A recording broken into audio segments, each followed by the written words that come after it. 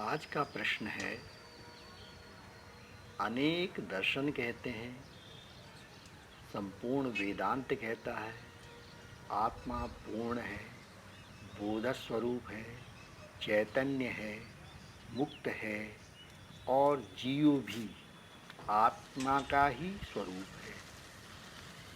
फिर हम जीव होकर पूर्ण बोध स्वरूप चैतन्य आत्मा होते हुए इतने सीमित, मोह, दुख और भय ग्रसित क्यों हैं? बहुत सुंदर प्रश्न है।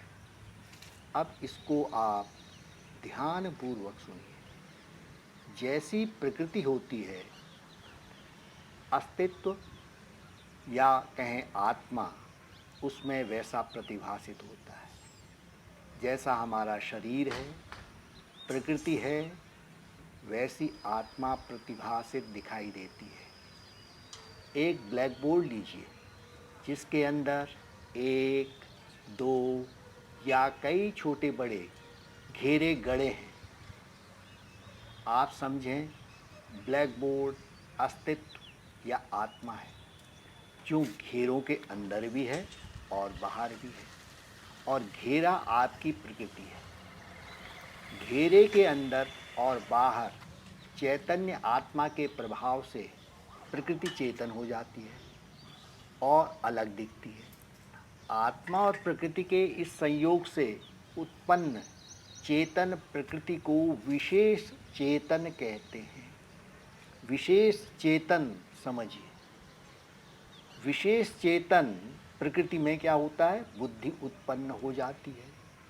अब उसे अन्य घेरे छोटे बड़े अपने से भिन्न दिखाई देते हैं। यह दिखना ही जीव बुद्धि है, यही चेतन का बंधन है। इसी को ही संसार जीवात्मा कहता है। अस्तित्व या आत्मा का कोई बंधन नहीं है, परंतु तुम विशेष चेतन हो। और यहाँ इसे ध्यानपूर्वक सुनिए और ग्रहण कीजिए कि तुम्हारी यात्रा विशेष चेतन से विशिष्ट चेतन की है। तुम अस्तित्व या आत्मा का हिस्सा हो, परंतु तुम कभी भी अस्तित्व नहीं हो सकते हो, क्योंकि प्रकृति और आत्मा का बंधन अनादि है। इसलिए जीव भी अनादि है। तुम्हारा उत्थान हो सकता है, तुम्हारा पतन हो सकता है, यह तुम्हारे हाथ में है।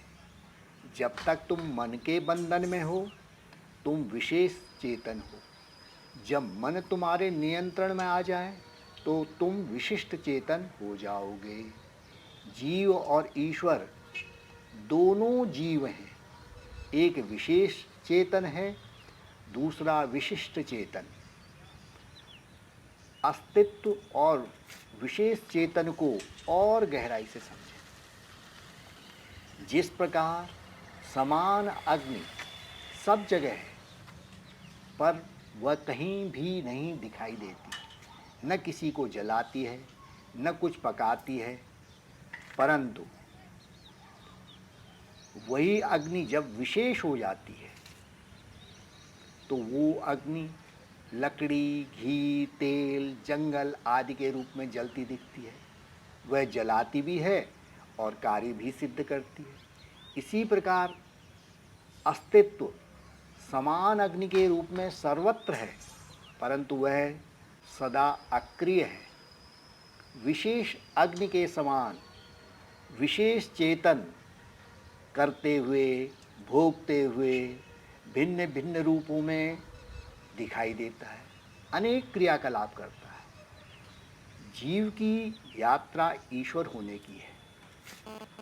जैसे कक्षा 1 का विद्यार्थी शिक्षा प्राप्त कर एमए पास कर लेता है, उसी प्रकार जीव अपना अज्ञान नष्ट करते हुए जागृत होकर ईश्वर हो जाता है। ईश्वर वह है जिसके अधीन मन है, जो विशिष्ट होने के कारण दिव्य है। जहाँ तक अस्तित्व या आत्मा का प्रश्न है, उसे आज तक न कोई जान पाया, फिर कोई अस्तित्व कैसे हो सकता है? यहाँ आप अस्तित्व भाव को अपने में अनुभव कर सकते हैं।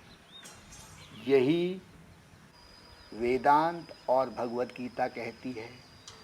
परंतु शुद्ध बुद्धि से कोई इस बात को समझे तो सही, परंतु कोई समझने को ही तैयार नहीं है। यहाँ मैं आपको थोड़ा सा शरीर के बारे में भी बताना चाहता हूँ। हमारे दो शरीर हैं, एक स्थूल शरीर जो दिखाई देता है, दूसरा सूक्ष्म शरीर जिसे बुद्धि कहते हैं। सूक्ष्म शरीर के अंतर्गत 5 ज्ञानेंद्रियां, 5 कर्मेंद्रियां, पंच महाभूत, मन, बुद्धि, चित्त, अहंकार, अविद्या, काम और कर्म सूक्ष्म रूप से आते हैं।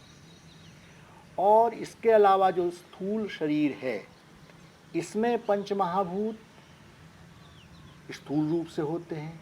काम, कर्म, अविद्या, बुद्धि और इंद्रियों के संयोग से बनता है। हरि ओम तत्सत, हरि ओम तत्सत, हरि ओम तत्सत।